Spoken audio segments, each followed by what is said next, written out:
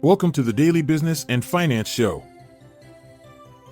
In today's episode, we delve into the potential stock beneficiaries of a red sweep this November, according to UBS. We'll also discuss Trump Media's $69.4 million initial proceeds from warrant exercise and why Palantir is sinking due to enterprise software concerns.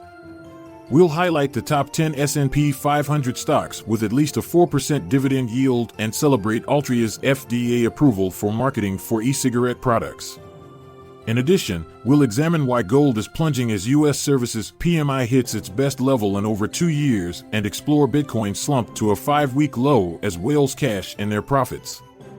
Lastly, we will touch on AbbVie's recent declaration of a $1.55 dividend. Stay tuned after the short ad break to learn more about these intriguing developments. With the upcoming U.S. presidential election, it is anticipated that market volatility will increase due to elements such as monetary policy, inflation, and economic growth. Analysts at UBS have pinpointed stocks that may gain from a Trump win and a Congress controlled by the GOP. These encompass manufacturers like Tractor Supply and Deere, banking institutions like Bank of America and JP Chase, natural gas producers such as ExxonMobil, pharmaceutical firms including Eli Lilly, financial services companies like Goldman Sachs, Medicare Advantage insurers such as United Health, domestic semiconductor manufacturers including Intel, along with domestic automakers like Ford. The company known as Trump Media and Technology Group, which runs the Truth Social platform, is expecting to receive more than $69.4 million from the cash exercise of warrants by June 2024. Should all warrants be exercised, the proceeds have the potential to amount to $247 million. In addition to this, there will be a release of $40 million in restricted cash that will become unrestricted. This will supplement their current $200 million in unrestricted funds. The investment company known as Monness, Crespi, Hart has downgraded Palantir Technologies. This decision is due to rising concerns within the enterprise software sector. The analyst Brian White has lowered his rating from neutral to sell, establishing a price target of $20.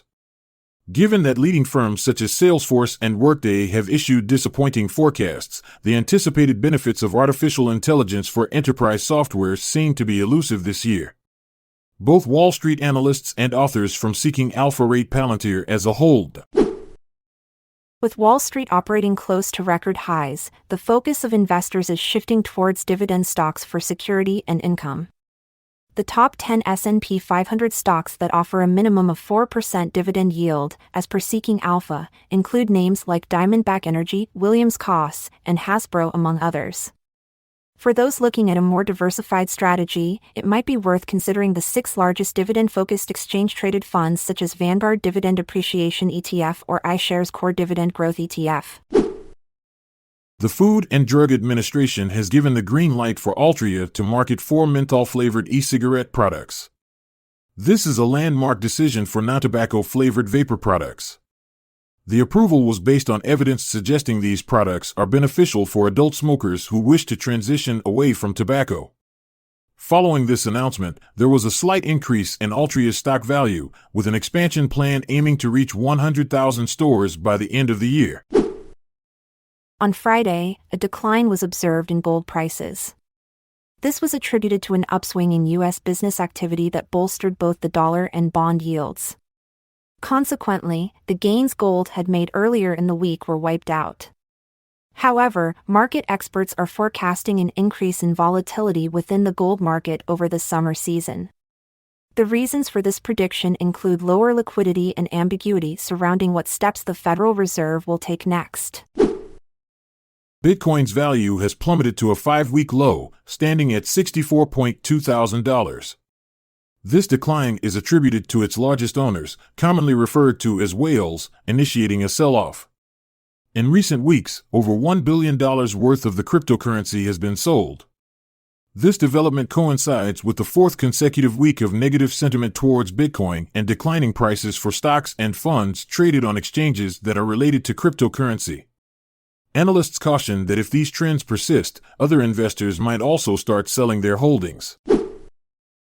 AbbVie, a pharmaceutical company, has declared a quarterly dividend of $1.55 per share. This continues the rate from previous quarters. The forward yield is currently at 3.6%. Shareholders who are recorded by July 15 will receive this payment on August 15. In related news, AbbVie has recently gained FDA approval for a new use of their drug, Skyrizi. And that's a wrap on the Daily Business and Finance Show. Stay informed, stay invested, and we'll catch you in the next episode.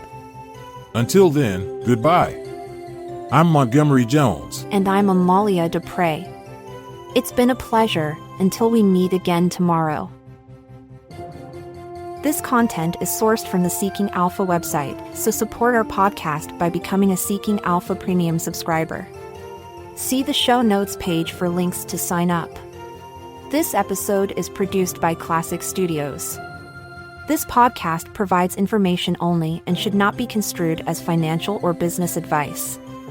Check out our other podcasts in our network at classicstudios.com.